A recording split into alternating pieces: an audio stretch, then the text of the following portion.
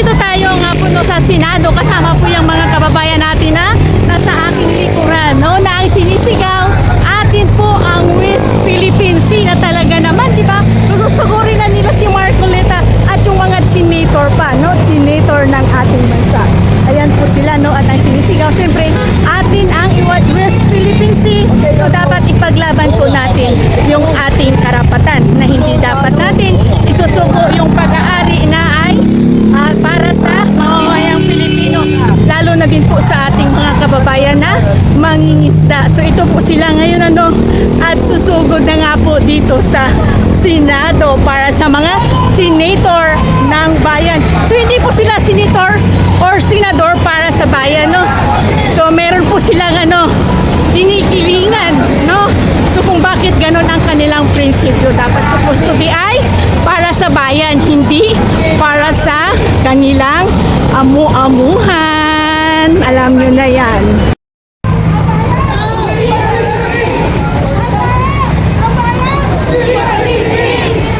So yun ano, ang tao, ang bayan, diba?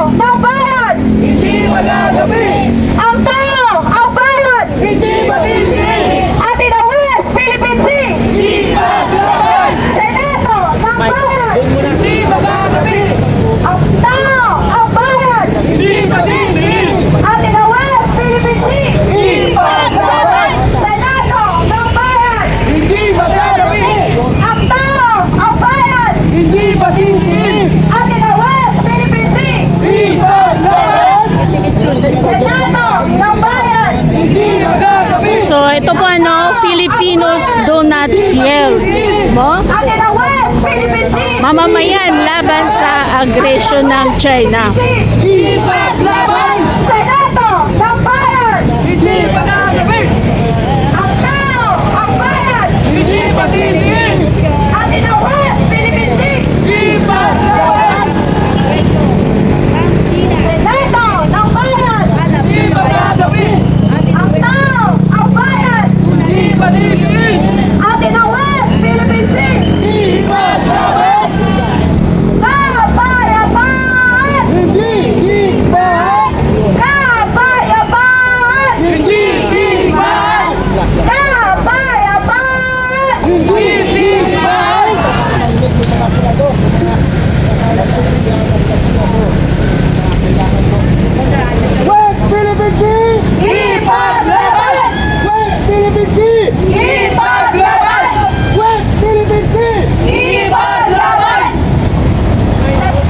Ayan no, so yung iba po dyan ay nakatalukbong, no?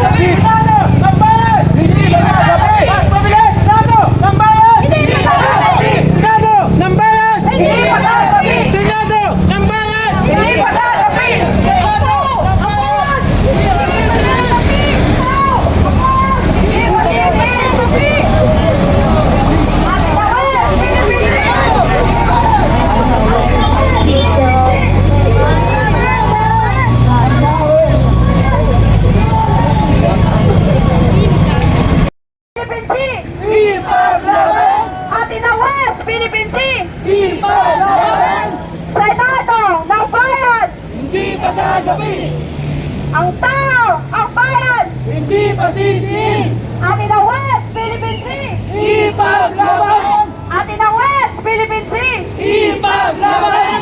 Kapayapaan! Hindi liban! Kapayapaan! Hindi liban! Lalong-lalo na ang mga Pilipinong mangingisda na naghahanap buhay lamang. Kontenahin natin ang pagbubuli ng Chinese Coast Guard sa ating mga kapwa Pilipino. Dahil ang West Philippine Sea ay sa Pilipinas. Ayun lang po, maraming salamat po. Atin ang West Philippine Sea! Maraming salamat, Ate Leona, mula sa Lipi yun. Maiksi pero malaman ang kanyang mga sinabi. Kuntinahin natin ang pagbubuli ng Chinese vessel sa ating mga kapwa Pilipino.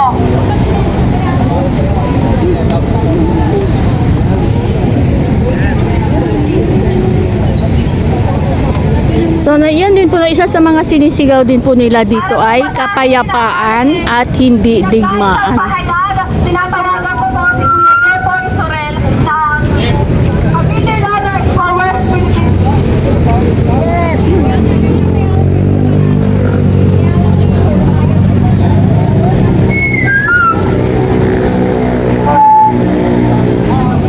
Ayan, babasahin po natin ang statement ng Filipinos to Nation.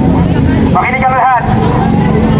Pinagkaisang pahayag ngayong Pebrero 12, 2026 sa pagpapatibay ng resolusyon ng Senado bilang 37, buong pagkakaisang pinupuri at pinasasalamatan ng Filipinos to Nation movement kasama ang iba't ibang samahan, Alyansa Bantay Kapayapaan at Demokrasya, People Alliance for Democracy and Reforms, Liga Independencia ng Pilipinas Youth,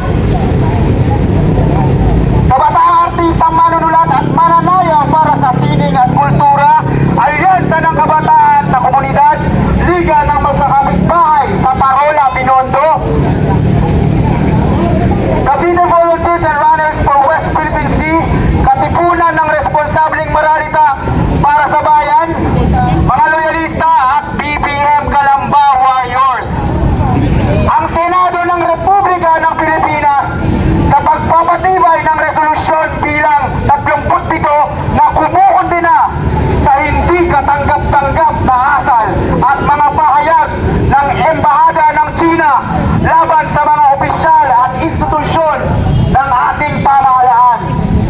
Ang hakbang na ito ay malinaw na patunay na naninindigan ang Senado sa pagtatanggol sa pambansang soberanya, dignidad at karapatan ng sambayanang Pilipino. Sa gitna ng patuloy na pang-iimasok, pananakot at agresyon sa West Philippine Sea ng mga sasakyang pandagat ng China, mahalaga ang isang matatag at nagkakaisang tinig mula sa ating mga institusyon at mamamayan. Atin ang West Philippine Sea at ang Kalayaan Island Group hindi lamang bilang usapin ng teritoryo kundi bilang simbolo din ng ating kasarilan, dangal at kinabukasan. Ang ating paninindigan ay nakabatay sa pandaigdigang batas, kabilang ang UN Clause at ang 2016 Arbitral Award na malinaw na kumikilala sa ating mga karapatan sa loob ng ating exclusive economic zone. Hindi kami nananawagan ng digmaan.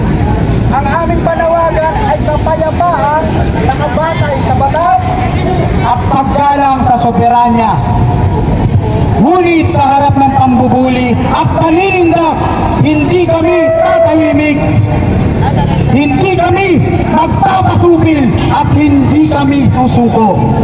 Ang sama-samang pagkilos na ito ay simbolikong pagpapayag ng suporta sa Senado at matibay na mensahe sa buong mundo. Nagkakaisa ang sambayanang Pilipino sa pagtatanggol at sa ating karagatan at teritoryo. Sa harap ng agresyon at maling impormasyon, ang katotohanan